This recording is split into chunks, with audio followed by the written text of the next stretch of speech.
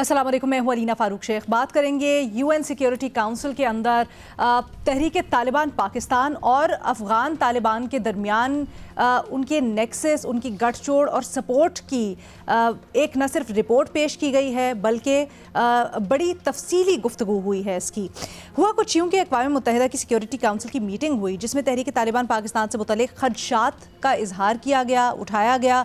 ये कहा गया दाइश और अलकायदा सैंक्शंस कमेटी की सरबराह की जानिब से कि 6000 जंगजुओं के साथ तहरीक तालिबान पाकिस्तान खित्ते से उठने वाला एक संगीन खतरा है। मजीद अफगान तालिबान और टीटीपी के कनेक्शन के बारे में क्या उन्होंने डिटेल्स शेयर की, जरा सुने। The TTP, with its approximately 6,000 fighters, is another serious threat emanating from the region, receiving both logistical and substantial support from the de facto authorities. The TTP has conducted numerous high-profile attacks in Pakistan from Afghan soil, some of which incurred mass casualties. ये बयान आपने मुलाहिजा किया, इसमें ना सिर्फ तशवीश का इजहार किया गया है बल्कि पाकिस्तान में जो हालिया दहशतगर्दी की लहर हुई है उसके ऊपर भी खदशात और तशवीश का इजहार किया गया है। अब जमा खातिर ये भी कि पहली दफ़ा ये इस तरह की रिपोर्ट या तशवीश का इजहार नहीं किया गया, इससे पहले भी बल्कि इसी साल के आगाज़ में गुज़श्ता साल जो अफ़गान तालिबान टीटीपी की मुख्तलिफ ज़रियों से मदद करते गए हैं उसके ऊपर एक रिपोर्ट पेश की गई थी यूनाइटेड नेशन सिक्योरिटी काउंसिल में। इस सारे के क्या असरात होंगे? क्या ये पाकिस्तान के मौक़िफ़ की हिमायत जो है बैनुल-अक़वामी फ़ोरम्स के ऊपर उठना और बार बार उठना पाकिस्तान को फ़ायदा पहुँचा सकती है? इसके ऊपर बात करते हैं। ये भी साथ याद रहे कि अफ़गान जो हुकाम हैं वो तिजारती पर्पसेस के लिए इस वक्त दौरा कर रहे हैं भारत का, तो इसको भी बड़ी इम्पोर्टेंस से और इसको बड़ी ध्यान से देखा जा रहा है कि इसके क्या इम्प्लिकेशंस होंगे। हम इसी के ऊपर बात करते हैं। हमें ज्वाइन कर रहे हैं मज़हर अब्बास साहब, इरशाद भट्टी साहब, बेनज़ीर शाह साहिबा, शहजाद इकबाल साहब भी हमारे साथ हैं। इरशाद भट्टी साहब से शुरू करते हैं। भट्टी साहब, आप कहिएगा सर, पाकिस्तान तो ये कह ही रहा है मुज़ाकरात भी किए गए इस सिलसिले में, लेकिन फिर भी कुछ उस तरह से नतीजा उनका नहीं निकला। अब इंटरनेशनल फोरम्स पर एक बहुत बड़ा ख़तरा, एक खदशा बनकर सामने आना तहरीक तालिबान का और दुनिया को इसके ऊपर कंसर्न होना, पाकिस्तान के लिए क्या ये फ़ायदेमंद हो सकता है? जी मैडम शेख, बिल्कुल फ़ायदेमंद हो सकता है।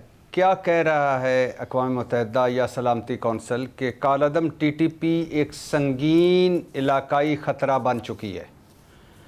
6000 जंगजू अफ़गानिस्तान में मौजूद हैं। अफ़गानिस्तान सरज़मीन से मुतअद्दिद हमले हुए हैं पाकिस्तान पर और मज़ीद और बहुत सारी बल्कि हलाकतें हुई हैं। और अफ़गानिस्तान का अबूरी जो सेटअप है, मतलब तालिबान हुकूमत इन्हें माली और लॉजिस्टिक सपोर्ट कर रहे हैं। अफ़गान हुकूमत की अब इस सारी सिचुएशन में मैडम शेख देखिए कि एक और इस नेक्सस में एक और किरदार भी शामिल होता है और वो किरदार है भारत का। अफ़गान हुकूमत ने क्या किया इस रद्द अमल में, जो हमने उनसे दोहा में मुज़ाकरात किए, जो इस्तांबुल में मुज़ाकरात किए, जो उनको हर मरतबा अपनी तशवीश से आगाह किया, उन्हें अपना माजी याद दिलाया, उन्हें अपने एहसानात याद दिलाए, तो उसके जवाब में अफ़गान हुकूमत ने क्या किया? अफ़गान हुकूमत ने पाकिस्तान से हर तरह की तिजारत ख़त्म करने का ऐलान किया। और अब अफ़गान वज़ीर तिजारत नूरुद्दीन अज़ीज़ी भारत पहुँचे हुए हैं। मतलब भारत जो है अब तिजारती और सरमायाकारी का पार्टनर बनने जा रहा है अफ़गानिस्तान का। मतलब कल का शमाली इत्तेहाद का दोस्त, कल जो भारत जो शमाली इत्तेहाद का दोस्त था, कल जो भारत अशरफ गनी और करज़ई का दोस्त था, कल जो भारत तालिबान का मुखालिफ था, दुश्मन था, आज तालिबान का दोस्त है। और सुना जा रहा है मैडम शेख कि इस बार ये जो वज़ीर तिजारत गए हैं, ये एक जो दोनों मुल्कों के दरमियान पहले मुआहदे पर हतमी मराइल तय हो चुके हैं और वो है दरियाए काबल पर डैम बनाना। और दूसरी तरफ ये भी सुना जा रहा है कि तालिबान हुकूमत के लिए अब मुश्किलात का दौर शुरू हो चुका है। इस पे बहुत सारी बातें हो रही हैं, बहुत सारा काम हो रहा है, सबूत अभी ज़ाहिर है ऐसी बात नहीं है कि ऐसी बात की जाए या वो सबूत सामने लाए जाएं, लेकिन ये ज़रूर कहना चाहिए कि तालिबान हुकूमत को ये कहना है कि आगे आगे देखिए होता है क्या। अब मैडम शेख, हम क्या कह रहे थे? हम कह रहे थे कि टीटीपी जो कालादम टीटीपी है वो ख़तरा है पाकिस्तान के लिए, लेकिन वहाँ सलामती कौंसिल में कहा जा रहा है कि ये इलाकाई ख़तरा है। हम क्या कह रहे थे कि वहाँ बैठे हुए हैं दहशतगर्द, और वहाँ क्या कहा जा रहा है सलामती कौंसिल में कि 6000 जंगजू अफ़गानिस्तान में मौजूद हैं, मतलब 6000 फितने, 6000 दहशतगर्द वहाँ मौजूद हैं। हम क्या कह रहे थे कि अफ़गानिस्तान की सरजमीन इस्तेमाल हो रही है पाकिस्तान के ख़िलाफ़, और 10,15,000 हमले हम पर हो चुके हैं, 4000 शहादतें हो चुकी हैं, यही कुछ सलामती कौंसिल में कहा जा रहा है। हम क्या कह रहे थे कि इसकी मदद की जा रही है अफ़गानिस्तान हुकूमत की तरफ से, यही वहाँ की जा रही है बात। तो अब तो दुनिया हमारा मौक़िफ़ मान रही है मैडम शेख, बस ज़रा इस पर भी फोकस करना है हमें कि और सबूत भी देने हैं कि भारत इस सारे गंदे खेल में एक अहम किरदार है। भारत जिसने कई मुल्कों में दहशतगर्दी करवाई, और भारत जो एक अरसे से पाकिस्तान में दहशतगर्दी करवा रहा है, अब वो दहशतगर्दी का सरपरस्त है, और अफ़गानिस्तान में भारतीय प्रॉक्सीज़ हैं। तो लिहाजा मैडम शेख, अब अक़वाम मुत्तहिदा सलामती कौंसिल को शामिल करें, दुनिया के वो सारे मुल्क जो दहशतगर्दी के ख़िलाफ़ हैं उनको शामिल करें, अपना मौक़िफ़ मज़ीद पहुँचाएँ, अफ़गान तालिबान हुकूमत पर प्रेशर डलवाएँ, और दुनिया के साथ मिलकर आखिरी दहशतगर्द ठिकाने और आखिरी दहशतगर्द तक पहुंचा जाए और इनको ख़त्म किया जाए। ठीक है बेनज़ीर, आप क्या समझती हैं यूनाइटेड नेशन सिक्योरिटी काउंसिल में इसका जिक्र होना कितना प्रेशर डाल सकता है अफ़गान तालिबान के ऊपर? इससे मुतालिक पहले भी रिपोर्ट्स आती रही हैं, बट अमली तौर पर उस तरह से कुछ हुआ नहीं। क्या इस बार कुछ मुख्तलिफ है? अलीना, मेरी तो रीडिंग यही है कि ये एक अच्छी डेवलपमेंट है, इसलिए क्योंकि ये जो यूएन की सिक्योरिटी काउंसिल की कमेटी है, ये स्पेसिफिकली अलकायदा और दाइश के बारे में बात करने के लिए बैठी थी, और वहाँ पे टीटीपी को हाईलाइट किया गया कि टीटीपी जो है वो खित्ते के लिए एक इमर्जिंग और एक बड़ा सीरियस किस्म का ख़तरा बनती जा रही है। तो मेरे ख्याल से ये बात एक अहम इम्पॉर्टेंट डेवलपमेंट है कि वहाँ पे टीटीपी का जिक्र हुआ कि ये एक इमर्जिंग थ्रेट है सेंट्रल और साउथ एशिया के लिए। और दूसरी बात ये कि बात भी किसने की, चेयर इस कमेटी को कौन कर रहा था? डेनमार्क। ऐसा नहीं है कि हमारा जो मौक़िफ़ है वो सिर्फ हमारे जो इत्तेहादी ममालिक हैं वो इस कमेटी में रख रहे थे। डेनमार्क जो एक यूरोपियन मुल्क है, उनकी तरफ से भी ये बात जो है हाईलाइट की गई। और इसी के साथ मैं ये जोड़ूंगी कि एजाज़ ने इंटरव्यू किया था अभी 1-2 दिन पहले, जो यूरोपियन यूनियन के एम्बेसडर आए हैं पाकिस्तान में, और उन्होंने भी यही बात की जो हमारा मौक़िफ़ रहा है कि जो दहशतगर्द हैं अफ़गानिस्तान में वो पाकिस्तान पे हमला करते हैं, और ये जो पाकिस्तान का कंसर्न है ये एक बड़ा सीरियस और एक जेन्युइन कंसर्न है। तो इससे लगता ये है कि हमारा ये जो मौक़िफ़ है ये और ममालिक जैसे यूरोपियन ममालिक हैं वो भी अब इस बात को मान रहे हैं। और वैसे अलीना, ये तो अब एक डॉक्यूमेंटेड फैक्ट है, यूनाइटेड नेशंस में उनकी रिपोर्ट है कि किस तरह टीटीपी जो है उनको लॉजिस्टिकल और फाइनेंशियल सपोर्ट मिल रही है अफ़गान तालिबान से। जहाँ तक तजारती ताल्लुकात की बात है, और ये जो दौरा है अफ़गान तालिबान के जो वज़ीर हैं उनका भारत में, ये इसलिए इंटरेस्टिंग है क्योंकि पिछले 6 हफ्तों से तकरीबन पाकिस्तान ने जो तजारती रास्ते हैं अफ़गानिस्तान के साथ वो बंद किए हुए हैं। तो इस वक्त इसलिए भी लग रहा है कि जो हमारी कैरेट एंड स्टिक वाली पॉलिसी है दबाव डालने की, वो भी शायद उस वजह से भी इस वक्त अफ़गान तालिबान कोई मुतबादिल या कोई अल्टरनेटिव ढूंढ रहा है कि पाकिस्तान के ज़रिए ट्रेड ना करना पड़े, दूसरे ममालिक के ज़रिए हम जाके ट्रेड करें। लेकिन मुझे लगता नहीं है कि ये भी ऑप्शन उनके लिए कोई ख़ास उनको कोई इससे फ़ायदा होगा, क्योंकि जो पाकिस्तान का रूट है वो चीपेस्ट और फास्टेस्ट रूट है अफ़गानिस्तान के लिए ट्रेड करने के लिए। और ज़्यादातर वो जो ट्रेड करते हैं वो करते हैं एडिबल्स में, फलों में, जो ख़राब हो जाएंगे अगर एक लंबा रास्ता लिया जाएगा, उनको महंगा भी पड़ेगा। तो बात ज़्यादातर वहाँ पे उनके जो खुद ही वज़ीर हैं जाने से पहले उन्होंने कहा कि हम बात चाबहार पोर्ट पे करेंगे कि चाबहार पोर्ट के ज़रिए हम कैसे आसानी से तजारत कर सकते हैं और ट्रेड कर सकते हैं। लेकिन मुझे लगता नहीं है कि ये भी ऑप्शन उनके लिए कोई ख़ास वायबल होगा। अफ़गानिस्तान एक लैंड लॉक मुल्क है, उनके पास ज़्यादा ऑप्शंस नहीं है। लेकिन इसका एक और पर्सपेक्टिव भी है अलीना। आज मैं BBC उर्दू की भी रिपोर्ट पढ़ रही थी और उन्होंने कुछ ताजरों से बात की बॉर्डर के इस तरफ हमारी तरफ पाकिस्तान में, और उन्होंने ये कहा कि ये जो हमने रास्ते बंद किए हुए हैं इससे पाकिस्तान को ज़्यादा नुकसान होगा, क्योंकि हम ज़्यादा एक्सपोर्ट करते हैं अफ़गानिस्तान में, बजाय कि अफ़गानिस्तान से कम ट्रक आते हैं, पाकिस्तान से कोई तकरीबन 300 ट्रक दिन के जाते हैं। तो ये जो हमारे लिए एक अफ़गानिस्तान में जो मार्केट है ये बहुत अहम है, और अगर हम ये मार्केट से निकल जाएंगे तो आहिस्ता आहिस्ता हमारी स्पेस कम हो जाएगी और दूसरे ममालिक जैसे ईरान जो है वो आहिस्ता आहिस्ता इस मार्केट में अपनी जगह बना लेंगे। तो मेरे ख्याल से ये भी शायद हमें मुझे पता है हम दहशतगर्दी का मामला हमारे लिए बहुत अहम है, इस वक्त टॉप प्रायोरिटी है और होनी भी चाहिए, लेकिन शायद हमें ये भी देखना चाहिए कि ये जो पीपल टू पीपल कांटेक्ट है ये हमें कोशिश करनी चाहिए कि ये ख़त्म ना हो, क्योंकि इससे दोनों तरफ बॉर्डर के जो लोग हैं उनको नुकसान होगा। अच्छा, ये इंटरेस्टिंग पॉइंट है क्योंकि एक तो ऑफिशियल चैनल से कहा जा रहा है कि तिजारत होती है, एक अनऑफिशियली बार बार बताया जाता है, शहजाद इसके ऊपर बेहतर एलैबोरेट कर सकेंगे, जो तिजारत होती है उससे अफ़गानिस्तान को ज़्यादा फ़ायदा है। तो अगर यहाँ से जिस तरह रुकी हुई है इसमें नुकसान भी नेचुरली अफ़गानिस्तान का ज़्यादा होता है। शहजाद, तो थोड़ा सा ये भी एलैबोरेट कीजिएगा कि ये जो दौरा है तिजारत से मुतल्लिक अफ़गानिस्तान का भारत में, उससे क्या इम्पैक्ट होगा, पाकिस्तान के ऊपर क्या इम्पैक्ट, और ऑब्वियसली हमारा बुनियादी सवाल कि इंटरनेशनल फोरम्स के ऊपर ये बात उठना और टीटीपी को एज अ कंसर्न अब देखा जाना, क्या वाकई में दुनिया इसको ऐसे देखेगी या सिर्फ ये खित्ते तक कंसर्न महदूद रहेगा? देखिए, इस तरह का स्टेटमेंट आना यूएनएससी की तरफ से वो इम्पोर्टेंट तो है, और हमें उम्मीद यही करनी चाहिए कि एक प्रेशर क्रिएट करेगा अफगान तालिबान पर, जो कि पब्लिकली अब इस बात को डिनाई करते हैं कि टीटीपी अफगानिस्तान में मौजूद ही नहीं है, ना तो उनकी किसी किस्म की सरपरस्ती हो रही है। आपने देखा ये जो मीटिंग्स हुई, चाहे वो कतर में हुई हो या टर्की में हुई हो, वहां पे जो हमारे रिपोर्टर्स थे उन्होंने भी रिपोर्ट किया, और जो यहाँ पर हमारा वफ्द गया था उनकी तरफ से भी यही बात सामने आई कि प्राइवेटली तो वो ये डिस्कस करते हैं कि बिल्कुल टीटीपी एग्जिस्ट करती है, पब्लिकली ये मानने के लिए तैयार नहीं है। और पाकिस्तान का मौक़िफ़ भी यही था कि अगर आप उनको डिसमेंटल नहीं कर सकते, अगर आपके पास ये कैपेसिटी कैपेबिलिटी नहीं है, तो कम से कम आप पॉलिटिकली और डिप्लोमेटिकली अपने आप को डिस्टेंस करें, टीटीपी के खिलाफ एक फतवा दें और उनको डिसोन करें, डिसएसोसिएट करें अपने आप को, लेकिन वो उसके लिए करने के लिए तैयार नहीं है।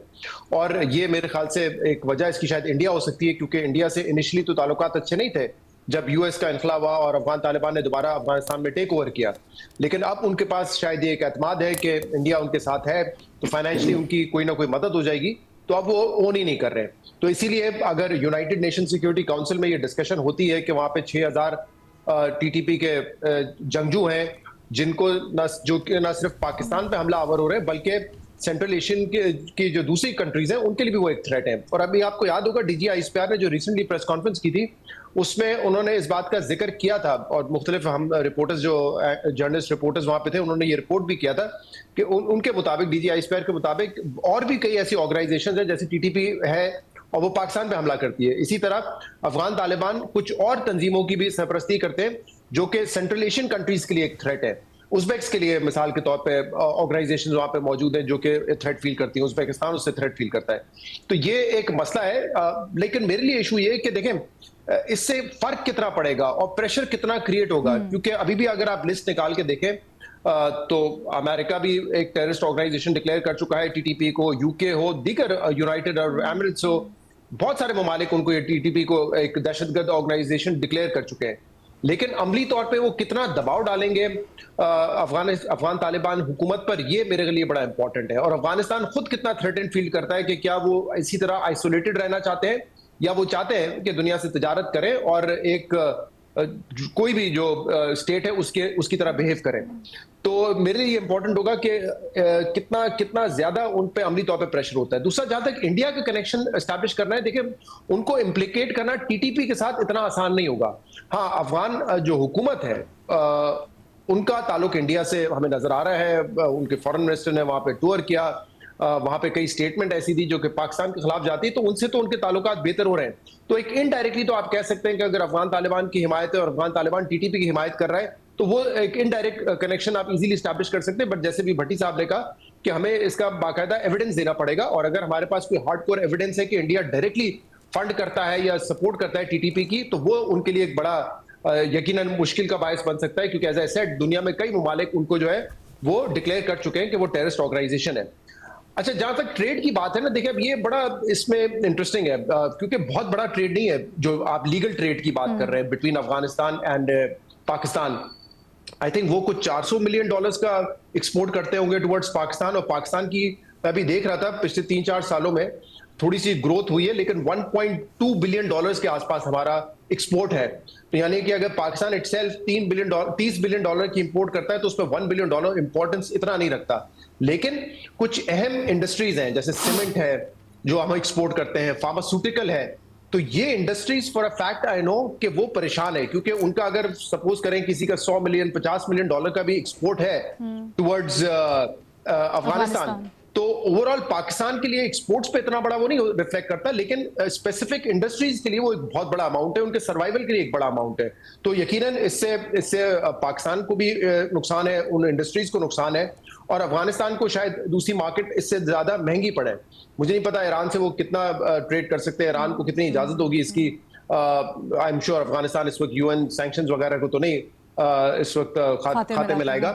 बट ये जो है ना, दूसरा जो आपने एक जिक्र किया था इलीगल ट्रेड का, अब इसमें भी दो चीजें हैं। एक तो यकीनन इलीगली बहुत सारी चीजें स्मगल होती हैं, यहाँ तो बल्कि आपको पता है कि डॉलर स्मगल होके चले जाते हैं, तो बाकी फल फ्रूट और इस तरह की सब्जियां ये एक रूटीन की बात है। लेकिन हमारी लोकल इंडस्ट्री जो है ना, इससे मुतमईन भी होती है, क्योंकि अफगान ट्रांजिट के नाम पे जो है ना, बहुत सारी चीजें ऐसी होती हैं जो कि अफगानिस्तान जाती हैं और वापस पाकिस्तान में आ जाती है, तो बेसिकली उन पे जो टैक्स और ड्यूटी लगनी होती है वो नहीं लगती, क्योंकि वो बाहर बताया जाता है कि अफगानिस्तान के लिए, लेकिन वो ट्रक घूम के दोबारा पाकिस्तान में आ जाते हैं, यहाँ पे चीजें अपनी बेचना शुरू कर देते हैं। सो उस पे जो टैक्स या ड्यूटीज लगनी होती है वो नहीं लगती, तो लोकल इंडस्ट्री इससे बड़ी परेशान होती थी।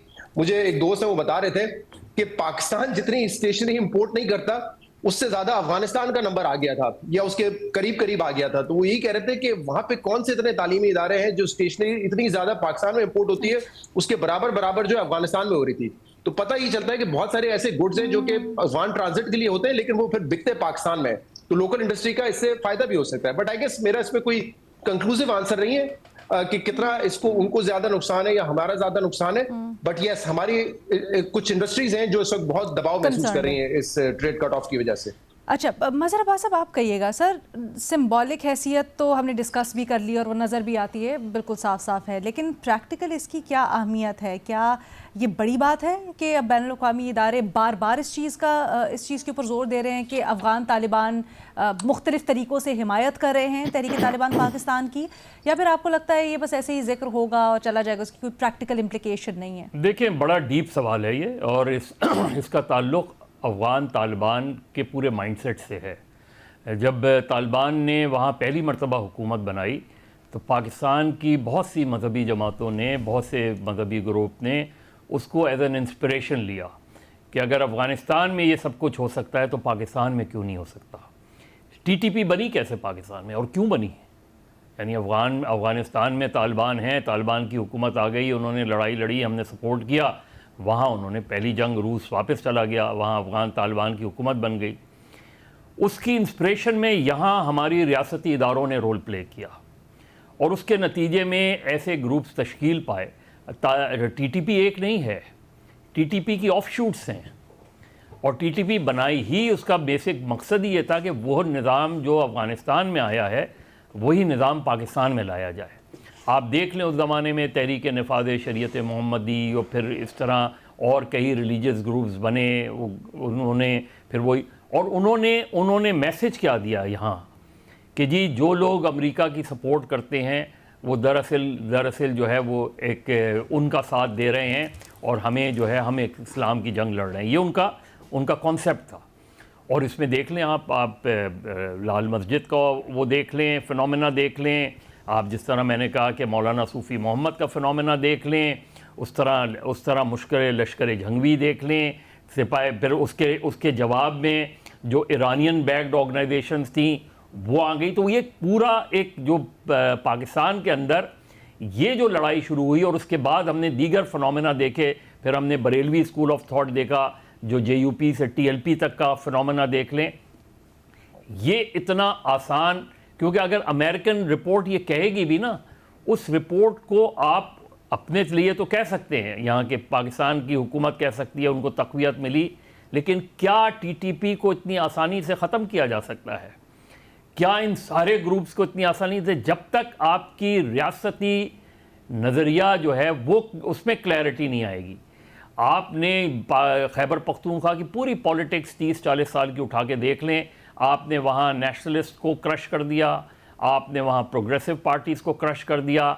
उसके नतीजे में जो फिनोमेना आया, उसके अल्टीमेटली सवात तक बात पहुँच गई थी, जिसके बाद ये फैसला किया गया कि ऑपरेशन किया जाए। क्या आज इससे आप टीटीपी को ख़त्म कर सकते हैं? इस तरह चीज़ें हो नहीं सकती। वक्ती तौर पे हो सकती हैं, हो सकता है कि आप जो उनके जिनको आप कह रहे हैं कि अब आप जब ये कहते हैं कि टीटीपी के दहशतगर्द हैं, तो टीटीपी एक ऑर्गेनाइजेशन का नाम नहीं है, टीटीपी एक फिनोमेना है और वो उस चीज़ को लीड करते हैं, वो किसी भी उस चीज़ को लीड करते हैं उसमें। तो ये इतना आसान, हमारे लिए इतना आसान टास्क अब नहीं रहा। शायद आज से 15-20 साल पहले अगर हमारे अंदर रियासत ही में कितनी क्लैरिटी आती तो शायद आज सिचुएशन इतनी ख़राब नहीं होती। अभी आप अफ़गान तालिबान से हमने इसका एनालिसिस किया कि ये जो तालिबान अब आए उसके पीछे तो हमने उनको पूरी सपोर्ट की और हमने सेलिब्रेट किया था जब उन्होंने वहाँ हुकूमत बनाई थी, ये सेकंड टाइम। तो फिर ऑल ऑफ अ सडन ये क्या हो गया? अब दूसरा एक एंगल आता है जब पीटीआई की गवर्नमेंट आई, इमरान खान का उनके साथ वो था, इमरान खान हमेशा से ऑपरेशन के ख़िलाफ़ थे, लेकिन नेगोशिएशंस के बारे में वो भी कंफ्यूज थे। नेगोशिएशंस हुई थी तालिबान से, बाकायदा हुई थी, कमेटी बनी थी दोनों की, अल्टीमेटली वो टॉक्स फेल हो गई। फिर हमने एपीएस जैसे वाक़यात देखे, फिर अभी देखें आप रिसेंटली जो कैडेट कॉलेज वाला वाक़या हुआ था, अभी आप ज़रा इसके डीप में जाए, ये इसको भी इन्वेस्टिगेट किया जा रहा है, जो कराची में ऑल ऑफ अ सडन जो है वो ट्रेडर्स को, बिजनेसमैन को पर्चियाँ मिलनी शुरू हो गई हैं इसमें। तो ये बहुत डीप रूटेड जो है इशू है। ये इतना नहीं है कि आपने अटैक कर दिया तो मसला हल हो जाएगा। आपने इसको जब तक आप पूरी पॉलिसी चेंज नहीं आएगी, पॉलिसी शिफ्ट नहीं आएगा और बिल्कुल बहुत ही डीप लेवल तक जाके शिफ्ट नहीं आएगा, आप इस मसले को इतनी आसानी से हल कर नहीं सकते। बेनज़ीर कुछ कहना चाह रही थी?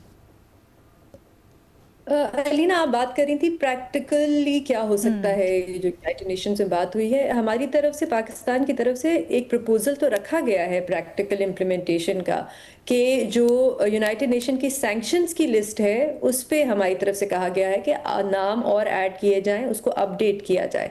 तो अगर ऐसा होता है तो फिर मेरे ख्याल से प्रेशर बढ़ सकता है, कोई ना कोई प्रैक्टिकल स्टेप्स फिर लगता है कि यूनाइटेड नेशंस। बट बेनज़ीर, मेरा उसके ऊपर भी सवाल है। आप देखें ना, तालिबान, अफगान तालिबान किसी को मानते ही नहीं है, किसी अथॉरिटी को, किसी सैंक्शन को, किसी हुकूमत को। वो तो एक तरह से आइसोलेटेड हैं और ज़्यादा से ज़्यादा उनका कनेक्शन थोड़ा बहुत बाहर कोई कोशिश कर रहे हैं। क्या इस तरह की सैंक्शंस का चीज़ों का असर भी होता है? अलीना, असर तो हमें नज़र आ रहा है कि हमने ये तजारती रास्ते बंद किए हैं, जिसकी वजह से उनको जाके भारत से बात करनी पड़ रही है। वो सेंट्रल एशिया से भी कोशिश कर रहे हैं कि वहाँ पे भी जाके उनकी तजारत जो है बढ़े उन ममालिक के साथ। तो इसका इकोनॉमिक इफेक्ट तो पड़ता है। हम पहले भी बात कर रहे थे कि फंड्स भी हैं बहुत ज़्यादा अफगान तालिबान के अमेरिका में जो फ्रीज हुए हुए हैं, तो इकोनॉमिक इम्पैक्ट तो होता है। अगर और नाम ऐड कर दिए जाते हैं तो मेरे ख्याल से उससे भी ज़्यादा प्रेशर पड़ेगा। और जैसे हम देख रहे हैं कि और भी अब ममालिक जो है वो अब इस इशू पे बात कर रहे हैं, सिर्फ हम नहीं या हमारे जो एलाइज हैं वो सिर्फ बात नहीं कर रहे, और भी ममालिक जैसे यूरोपियन ममालिक हैं वो इस इशू को उठा रहे हैं और उसको सीरियसली ले रहे हैं। ठीक है जी, हमारे तज्ज़ियाकारों की आपने राय जानी। एक छोटी सी ब्रेक लेते हैं, पर ब्रेक के बाद वापस आएंगे आपके सवालों के साथ। Welcome back. यूट्यूब सवालों के जवाब जानते हैं। बेनज़ीर से करते हैं पहला सवाल। बेनज़ीर, पूछा जा रहा है मरीम नवाज़ की COP30 में शिरकत पर मिला जुला रद्द-ए-अमल सामने आ रहा है मुख्तलिफ हलकों में। कुछ लोग इसे बड़ी मौसर नुमाइंदगी कह रहे हैं, कुछ लोग इससे इत्तफाक नहीं करते। आपकी नज़र में उनकी नुमाइंदगी कैसी रही? अलीना, पहले तो अच्छी डेवलपमेंट है कि एक सूबे से वज़ीर आला जो है वो गई हैं। अक्सर कॉप पे जो है COP30 या कोई भी कॉप होता है उसमें नेशनल लेवल से भी रिप्रेजेंटेशन होती है, लोकल लेवल से भी होती है, मेयर्स भी जाते हैं, गवर्नर्स भी जाते हैं। लेकिन कुछ सवाल हैं जो पैदा होते हैं कि सिर्फ वज़ीर आला पंजाब की क्यों गई, बाकी जो चीफ मिनिस्टर्स हैं दूसरे सूबों के, क्या उनको दावत नहीं दी गई, क्या उनको वफाकी हुकूमत की तरफ से क्यों नहीं भेजा गया। क्लाइमेट चेंज किसी एक सूबे का मसला तो नहीं है, पूरे मुल्क का मसला है, वहाँ पे जाके उन्होंने क्यों नहीं रिप्रेजेंटेशन की। दूसरा अलीना, जो सबसे अहम इशू है, इस किस्म के हम दौरे देखते हैं, काफ़ी होते हैं और पब्लिक फंड्स इस्तेमाल होते हैं। ऐसा तो नहीं है कि किसी की जेब से पैसे निकाल के खर्च किए जा रहे होते हैं, लेकिन हमें इस सवाल का कभी जवाब नहीं मिलता कि आपके गोल्स क्या है, आप अचीव अचीव क्या करने जा रहे हैं, आपके परफॉर्मेंस इंडिकेटर्स क्या हैं, आप किस वजह से ये दौरा कर रहे हैं, और वापस आके क्या आपने वो गोल्स अचीव किए या नहीं किए। आप वैसे किसी सैर के लिए तो नहीं जा रहे। इनका हमें जवाब नहीं मिलता। तीसरी बात यह है अलीना कि कोई ट्रांसपेरेंसी नहीं है इस पंजाब हुकूमत में। आपको याद है वजीर आला पंजाब जो है वो जापान गई और एक बहुत बड़ी डेलीगेशन लेके गई, और कहा जा रहा था कुछ ऐसे ऐसे नाम भी शामिल थे जो हुकूमत से दूर दूर तक उनका कोई ताल्लुक नहीं था। आज तक हमें नहीं पता चला कि वो डेलीगेशन कितनी बड़ी थी, कितने लोग गए, उस पर कितना खर्चा हुआ। इसी तरह ये जो COP30 है, इस पे भी मैं ये सवाल पूछूंगी पंजाब हुकूमत से कि कितने लोग गए, उस पर कितना खर्चा हुआ, क्या बहुत जरूरी था कि वजीर आला पंजाब जाएं, क्या ये पैसे बचाए नहीं जा सकते थे, क्या वफाक से रिप्रेजेंटेशन काफी नहीं थी। तो इस किस्म के दौरों के बाद अकाउंटेबिलिटी होनी चाहिए और ट्रांसपेरेंसी होनी चाहिए, बहुत जरूरी है। बहुत शुक्रिया बेनज़ीर। मज़हब साहब से सवाल करते हैं। मज़हब साहब, आपसे पूछा जा रहा है वज़ीर आला खैबर पख्तूनख्वा ने जो हाल में बयान दिया और उसके ऊपर इलेक्शन कमीशन ने जो एक्शन लिया उससे मुतल्लिक सुहेल आफरीदी ने जलसे में खड़े होकर धमकी आमेज़ बयान दिया, जिसके बाद इलेक्शन कमीशन ने फ़ौज और सिविल आर्म्ड फोर्सेस तैनात करने की सिफारिश कर दी है ज़िमनी इंतखाब के अंदर। इन पर इल्ज़ाम है कि जलसे में इंतज़ामिया, पुलिस, इलेक्शन अफसरान को खुलेआम धमकियाँ दी गईं। सर, क्या ये वज़ीर आला साहब के लिए मुश्किलात पैदा कर सकता है? जी, कर सकता है, लेकिन मसला ये है कि पीटीआई और इलेक्शन कमीशन दोनों बिल्कुल एक अलग अलग उस पे हैं ना। पीटीआई तो इस इलेक्शन कमीशन पर बड़े सवालात उठा रही है। अब इलेक्शन कमीशन अगर कोई एक्शन लेता भी है, चाहे वो जेन्युइनली दुरुस्त भी हो, तब भी इसको एक विक्टिमाइजेशन तस्वुर किया जाएगा। दूसरी बात ये कि सुहेल आफरीदी यंग हैं, अपना जब उन्होंने पहली मरतबा जब वज़ीर आज़म ने उनसे फ़ोन पर बात की, उसका फिर फॉलो अप नहीं हुआ। अच्छा ये होता है जैसे अपना इंटीरियर मिनिस्टर, क्योंकि वो लॉ एंड ऑर्डर सिचुएशन भी केपी में ऐसी है, वो जाते सुहेल आफरीदी से, क्योंकि वो इस वक्त सबसे कैबिनेट के सबसे इंपॉर्टेंट मिनिस्टर हैं, वो जाते, वो उनसे पूरा वो करते। इसी तरीके से इसाक डार साहब जो जा सकते थे, इसाक डार साहब जो उनके फाइनेंशियल मामलात हैं, एक सिचुएशन को ईज़ किया जाता है। अगर टेंशन है तो टेंशन को ईज़ किया जाता है। इसी तरीके से सुहेल आफरीदी साहब को भी अपनी ज़बान पे बहुत कंट्रोल करने की ज़रूरत है। वो सिर्फ पीटीआई के एक रहनुमा नहीं हैं, वो एक सूबे के वज़ीर आला भी हैं। उन्हें ये ज़रूर सोचना चाहिए कि क्योंकि इससे पहले भी इस तरह की हमने देखा था, जो पहले अपना वज़ीर आला थे गंडापुर साहब, वो इतने बड़े दावे करते थे और बड़े बड़े नारे लगाते थे।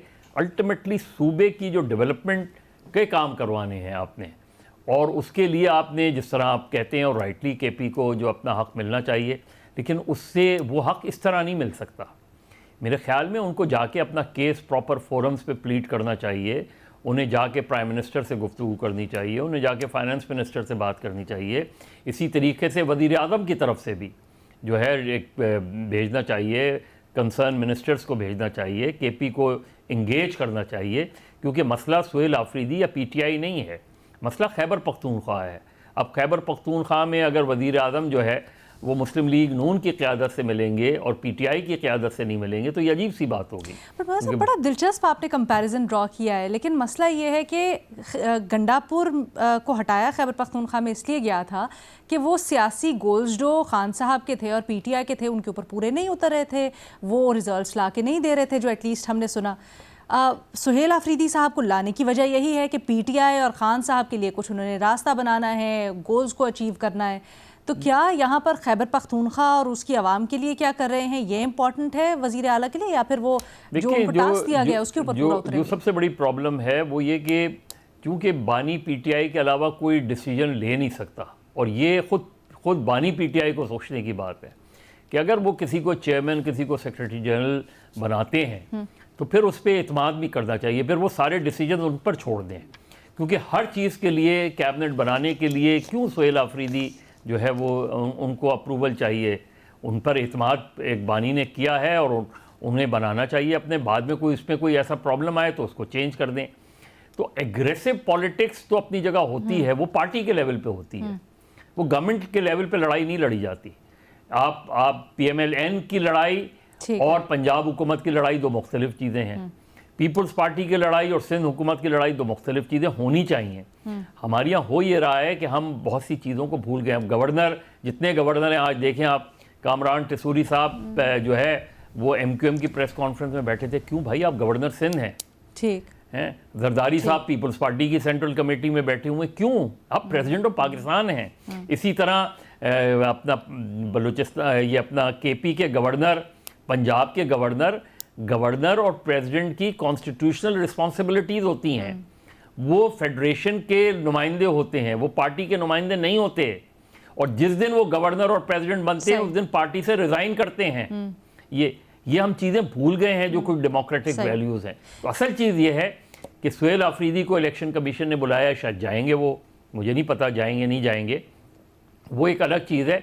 आम तौर पे ज़िमनी इलेक्शन में, और 23 जनवरी को वैसे भी बड़े ज़िमनी इलेक्शन हो रहे हैं, कोई 13 हल्कों में ज़िमनी इलेक्शन हो रहे हैं, उसके लिए वैसे भी सिक्योरिटी अलर्ट होता है।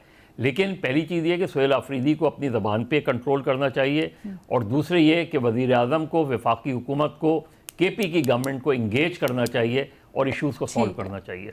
एक छोटी सी ब्रेक लेते हैं, ब्रेक के बाद वापस आएंगे बातों के साथ। Stay with us. Welcome back. Shahzad साहब से सवाल करते हैं, IMF की ताज़ा तरीन रिपोर्ट आई है जिसमें बड़े होशरुबा इंकशाफात किए गए हैं। शहजाद साहब, IMF ये कहता है कि मुख्तलिफ शोबों के अंदर एक तो ट्रांसपेरेंसी नहीं है, दूसरा करप्शन की निशानदही की गई है, जिसकी वजह से जो गोल्स हैं माशी वो पूरे करने में मुश्किलात आ रही हैं। सर, सवाल ये किया गया है कि IMF के खदशात और तहफ़्फ़ुज़ात को दूर करने के लिए हुकूमत को क्या इक़दामात करने चाहिए? जी अलीना, वाकई बड़ी एक होशरुबा रिपोर्ट है, और एक प्रॉब्लम जो कि हम एक अरसे दराज से बात कर रहे हैं कि करप्शन का इशू है, और ये तमाम इदारों में है। और करप्शन वहाँ से शुरू होती है जब आप कोई काम करवाने के लिए पैसे लें, या फिर जो रूलिंग एलीट है आपकी, और जो एलीट कैप्चर है रूलिंग एलीट के साथ जो लोग हैं उनकी वजह से, जो अपना असर इस्तेमाल करके अपने हक में फैसले ले लेते हैं। ये तमाम चीज़ें जो है IMF की डेफिनेशन के मुताबिक करप्शन में आती हैं। तो ये एक बड़ा प्रॉब्लम है, और IMF की रिपोर्ट में खुद लिखा है कि अगर हम इसको दुरुस्त करें, अगर हम अपने प्रॉपर तरीके से मेजर्स लें, अपनी गवर्नेंस को बेहतर करें, अकाउंटेबिलिटी अपनी बेहतर करें, इंटेग्रिटी के साथ काम करें, तो तकरीबन 5.5-6% या 5 से 6.5% हम अपनी GDP ग्रोथ को बढ़ा सकते हैं। तो अब तक ये क्यों नहीं हो रहा, और क्यों इस पर हम काम नहीं कर रहे, ये एक बड़ा सवाल है। इनफैक्ट आप हुकूमत की इंटेंट इसी से देख लीजिए कि 3 महीने पहले ये रिपोर्ट जमा करवा दी थी, लेकिन फाइनेंस मिनिस्ट्री ने इसको रिलीज नहीं किया। और अब क्योंकि उनकी एक कंडीशन है कि अगली ट्रांच मिलने से पहले आपको ये रिलीज करनी है, तो लिहाजा इसको पब्लिक किया गया है, वरना तो 3 महीने लगा दिए फाइनेंस मिनिस्ट्री ने इस रिपोर्ट को पब्लिक करने में। जी, अब सोचिए ना, जब आप रिपोर्ट दबा के बैठ जाएंगे, जो कि IMF की एक तैयार करदा रिपोर्ट है, आप उनसे कर्जा ले रहे हैं, और उस पर भी एक कंडीशन है कि आपको ट्रांच नहीं मिलेगी अगर पब्लिक नहीं करेंगे, तब जाके आप इसको पब्लिक कर रहे हैं, तो फिर हम किस तरह बेहतरी की तरफ जाएंगे? तो अगर हम चीजों को वही ना कि मतलब अपना शुतुरमुर्ग की तरह मुंह अंदर डालने हो क्या सब अच्छा है, तो काम तो नहीं होना। फिर अब 3-4 चीजें, बल्कि कोई मेरे ख्याल से 10 या 12 नुकात हैं, उसको मैं ब्रीफली बता देता हूं, अदरवाइज बड़े टेक्निकल पॉइंट है। वो कहते हैं कि ट्रांसपेरेंसी बेहतर करें, आप जो पब्लिक प्रोक्योरमेंट होती है उसमें अपनी परफॉर्मेंस को इंप्रूव करें, जो प्रेफरेंसेस आप देते हैं स्टेट ओन्ड कंपनीज को वो खत्म करें, SIFC में आप ट्रांसपेरेंसी लेकर आए by making the annual report public, जो अपना टैक्स सिस्टम है, टैक्स जो स्ट्रेटजी है उसको सिंप्लीफाई करें 2026 तक, FBR में जो गवर्नेंस है उसको बेहतर करें, FBR के जो ऑपरेशंस हैं उसमें आप अकाउंटेबिलिटी लेकर आए, आपका जो PSDP है उसको आप ट्रांसपेरेंट बनाएं, आपके जो ऑडिटर जनरल ऑफ पाकिस्तान होते हैं उनको आप इंडिपेंडेंट करें। तो इस तरह की ये बातें इसमें जो है वो की गई हैं कि अगर आप ये कर लेते हैं तो आपकी जो GDP ग्रोथ है उसमें आप 5 से 6.5% का इजाफा लेके आ सकते हैं, which is huge for Pakistan. We are struggling. बिल्कुल। अच्छा, ये बड़ा आपने दिलचस्प फैक्ट शेयर किया है कि रिलीज इसलिए की गई क्योंकि IMF की शर्त है कि अगली किस्त मिलने से पहले आपने ये रिपोर्ट पब्लिक करनी है, वरना शायद अगर ये ना होती तो अभी भी हमारे सामने हकायक ना आते, और हुकूमत जो दावे कर रही है कि बड़ा सब कुछ जबरदस्त जा रहा है वैसे ही चलता रहता।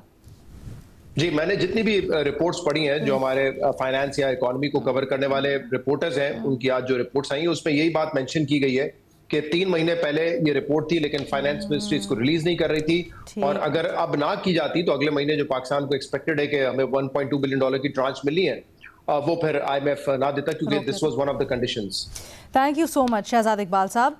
आगे बढ़ते हैं जी। इरशाद भट्टी साहब, आपसे सवाल हो रहा है, वज़ीर आज़म ने मानसून से पहले अवामी नुकसान से बचने के लिए फौरी तैयारी की हिदायत की है। हर साल मानसून में तबाही के बाद कार्रवाई होती है, इस बार पहले से इंतजामात का ऐलान किया गया है।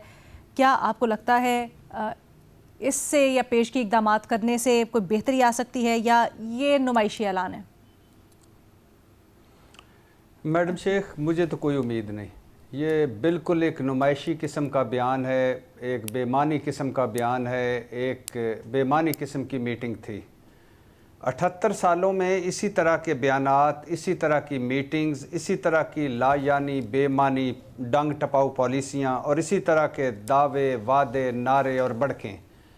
और जब भी कोई वक्त आता है तो पता चलता है कि पहले से भी सूरत हाल बदतर है। अब मैडम शेख, वज़ीर आज़म साहब से पूछना ये है कि आपने ये तो कह दिया बड़ी आसानी से कि तैयारियां करें, आपके पास रिसोर्सेज हैं वज़ीर आज़म साहब? जवाब है नहीं। आपके पास कैपेसिटी है वज़ीर आज़म साहब इन तैयारियों की? जवाब है नहीं। आपके पास सोचने वाले दिमाग और तरबियत याफ्ता लोग हैं? जवाब है नहीं। आपके पास कोई विजन या रोड मैप है? जवाब है नहीं। आपके पास कोई मुतबादल प्लान है, प्लान ए, प्लान बी? नहीं।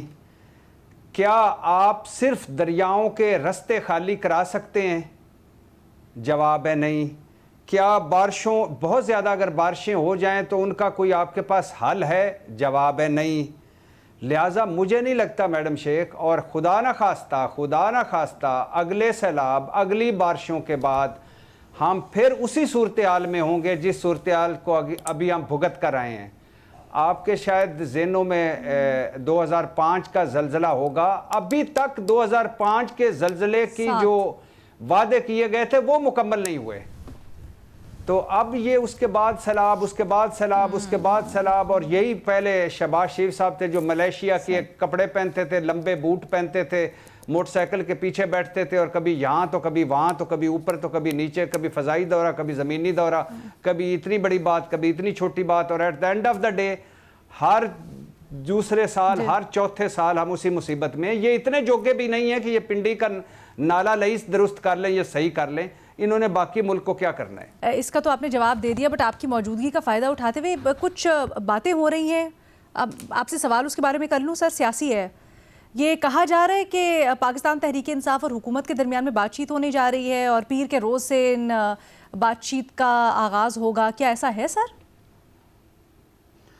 मैडम शेख, सुना तो ऐसा जा रहा है, लेकिन मुझे ऐसा लग नहीं रहा। उसकी वजह यह है कि जो इमरान खान की बहनों के साथ हुआ, जो सोहेल अफरीदी के साथ हो रहा है, जो सोहेल अफरीदी साहब के बयानात हैं, और जो इस वक्त हालात हैं ज़ीरो टॉलरेंस वाले, और जो इमरान खान के बयानात हैं, मुझे ऐसा नहीं लग रहा कि कुछ हो। लेकिन ये पिछले कोई 1.5-2 हफ्तों के बाद से, ख़ास तौर पर 27वीं यानी तरमीम के जब ये पता चल गया कि नंबर गेम पूरी है और ये सारा कुछ होने वाला है, तो उस वक्त ये एक सोच थी।